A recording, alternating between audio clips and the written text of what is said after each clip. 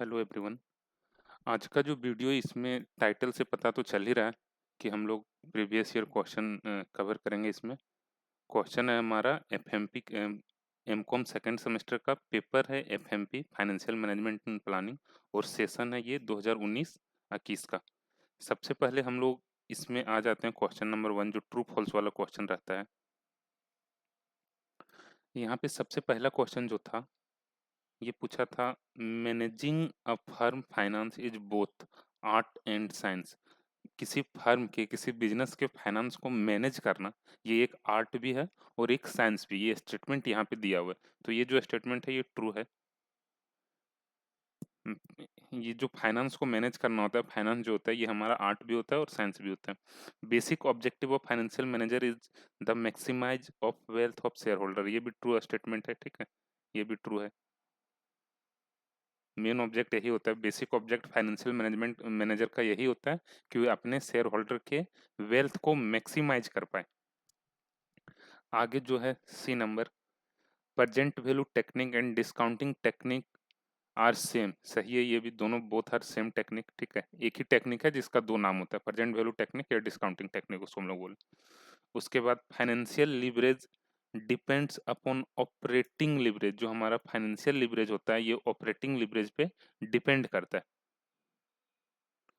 और ये जो स्टेटमेंट है ये हमारा फॉल्स स्टेटमेंट है, क्योंकि फाइनेंशियल लिवरेज जो होता है ना ये ऑपरेटिंग लिवरेज पे डिपेंड नहीं करता है। फाइनेंशियल लिवरेज हमारा डिपेंड करता है फिक्स्ड कॉस्ट हमारा क्या है, फिक्स्ड फाइनेंशियल कॉस्ट क्या है, हम लोग कितना लोन लेके रखे हैं, कितना हमारा इंटरेस्ट है, उस पर डिपेंड करता है।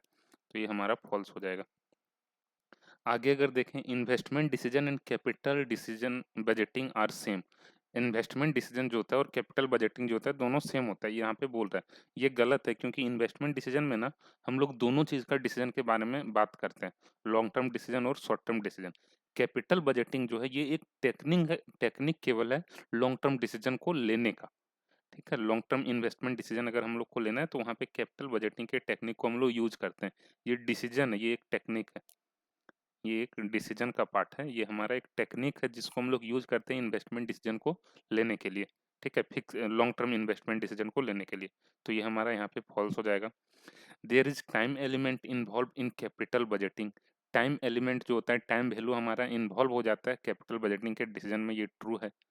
हम लोग एनएवी निकालते टाइम पर जो प्रेजेंट वैल्यू फैक्टर होता है, ठीक है, उसमें कैश फ्लो को कन्वर्ट करते हैं, या और जो भी दूसरा फॉर्मूला है वहाँ पर भी हम लोग टाइम वैल्यू को कंसिडर करते हैं।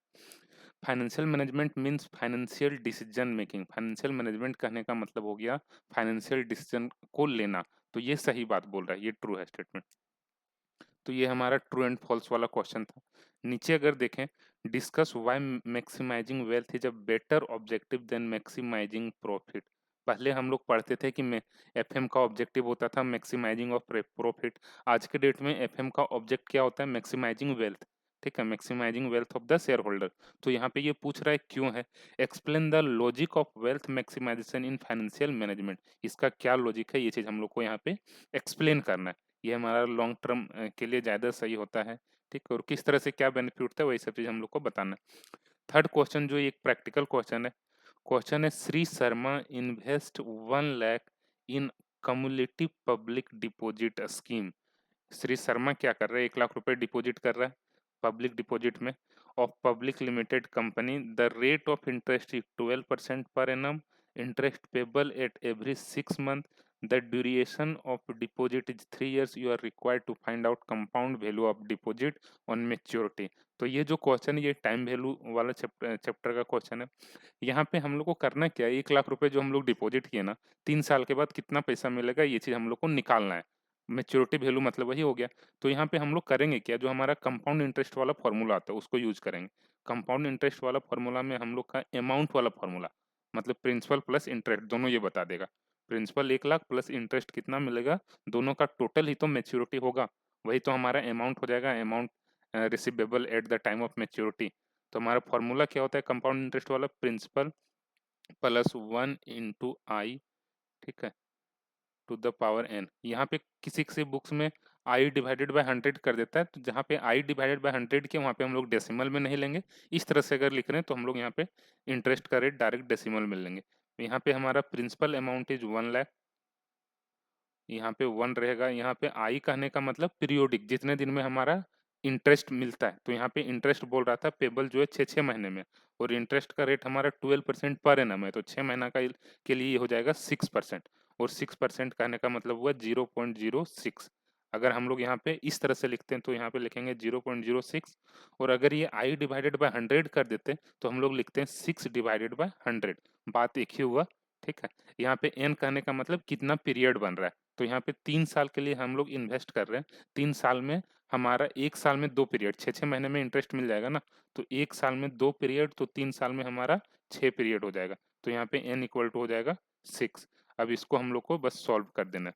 सॉल्व करेंगे तो आई थिंक ये वैल्यू आएगा 1,41,851 के अप्रोक्स, ठीक है। इसी क्वेश्चन को हम लोग थोड़ा डिटेल में लिख देंगे, सारा इन्फॉर्मेशन ऊपर लिख देंगे, अमाउंट ऑफ इन्वेस्टमेंट, ठीक है, और ब्रैकेट में प्रिंसिपल करके, क्योंकि लंबा तो करना पड़ेगा ना, आंसर इतना ही है। अमाउंट ऑफ इन्वेस्टमेंट ब्रैकेट में प्रिंसिपल पी लिख के हम लोग लिख देंगे 1 लाख रुपया। इंटरेस्ट रेट पर एनम जो हमारा है ये है 12%, वो लिख देंगे।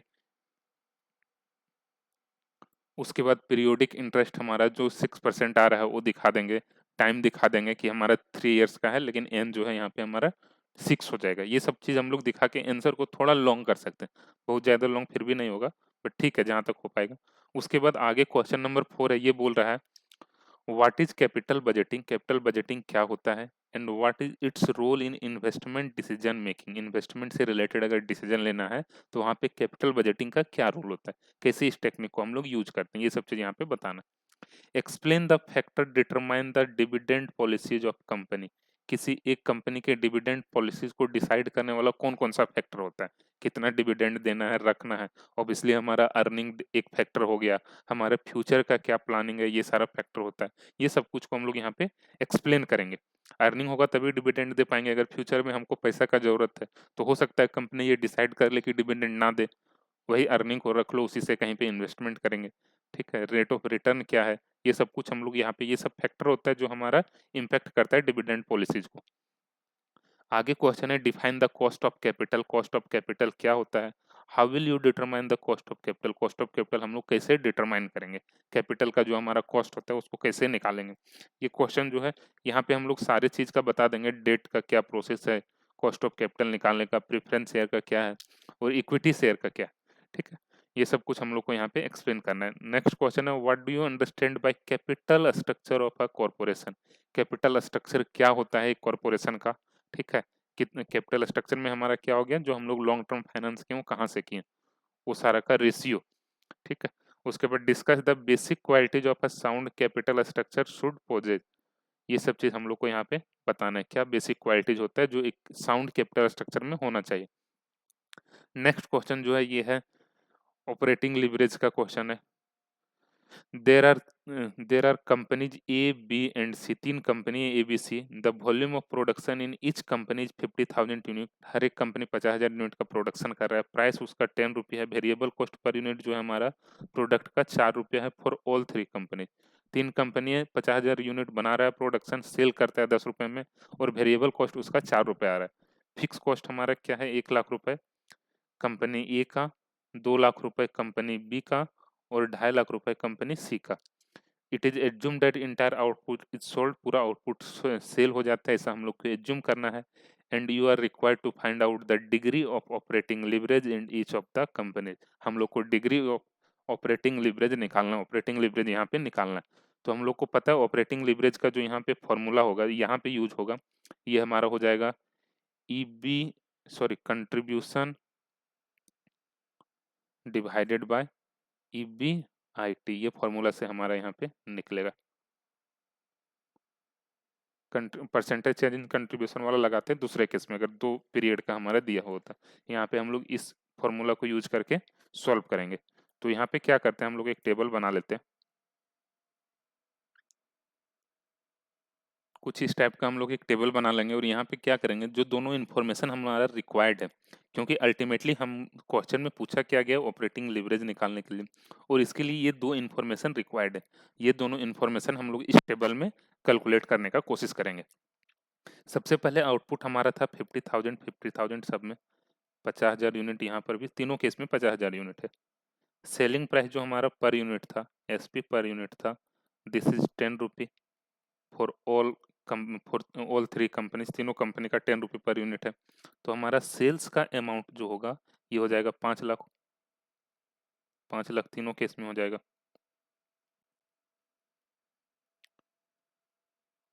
यहाँ पे हम लोग इसको क्लोज कर देंगे, ये सब चीज़ माइनर मिस्टेक है। यहाँ पे सेल्स, ठीक है सेल्स को भी क्लोज कर देते हैं। उसके बाद हम लोग क्या करेंगे, सेल्स को क्लोज नहीं करते हैं, वेरिएबल कॉस्ट को लेस कर देते हैं। वेरिएबल कॉस्ट हम लोग यहाँ पे लेस करेंगे। वेरिएबल कॉस्ट कितना था, 4 रुपया पर यूनिट था। हम लोग यहाँ पे टोटल अमाउंट लिख देना, 4 रुपये इंटू 50,000, मतलब 2 लाख रुपए का वेरिएबल कॉस्ट आएगा तीनों के केस में। 2 लाख 2 लाख 2 लाख। यहाँ पे हमारा कंट्रीब्यूशन जो आ गया, ये हमारा आ गया 3 लाख 3 लाख, और यहाँ पे 3 लाख, तीनों केस में 3-3 लाख का कंट्रीब्यूशन आ गया। कंट्रीब्यूशन में हम लोग क्या लेस करते हैं, फिक्स कॉस्ट। हमारा फिक्स कॉस्ट कितना है, तो फिक्स कॉस्ट तीनों का अलग अलग था। ए का है 1 लाख रुपए, बी का है 2 लाख रुपए, और सी का है 2.5 लाख रुपए। 1 लाख, 2 लाख, ये 3-3 लाख है। उसके बाद ये है 2.5 लाख। यहाँ पे 50,000 का आ जाएगा डिफरेंस, यहाँ पे 1 लाख का, और यहाँ पे 2 लाख का। कुछ इस टाइप से नंबर आएगा। ये हमारा हो गया earning before interest and tax, EBIT. यही दो इन्फॉर्मेशन हम लोग को चाहिए था, एक ये इन्फॉर्मेशन, दूसरा ये इन्फॉर्मेशन। क्वेश्चन में जो चीज़ पूछा गया उसको कैलकुलेट करने के लिए, मतलब ऑपरेटिंग लेवरेज निकालने के लिए यही दो इन्फॉर्मेशन चाहिए था, जो हम लोग इस टेबल में अरेंज करके कैलकुलेट कर लिए। अब हम लोग क्या करते हैं, अब नीचे हम लोग निकाल लेते हैं operating leverage. Operating leverage equal to contribution divided by EBIT. तो हमारा फर्स्ट केस में कंट्रीब्यूशन कितना है, 3 लाख रुपए, डिवाइडेड बाई ईबीआईटी हमारा है 2 लाख। सॉल्व करने से आई थिंक ये आएगा 1.33 आना चाहिए, वही आएगा 3। यहाँ पे हो जाएगा 3 लाख डिवाइडेड बाय 1 लाख, इसका मतलब 1 लाख रुपए। यहाँ पे आ जाएगा 3 लाख का कंट्रीब्यूशन है, और ईबीआईटी है 50,000 का, तो ये हमारा आ जाएगा 6, यहाँ पे 6.0 आ जाएगा ऑपरेटिंग लिवरेज। तो हमारा ये तीनों में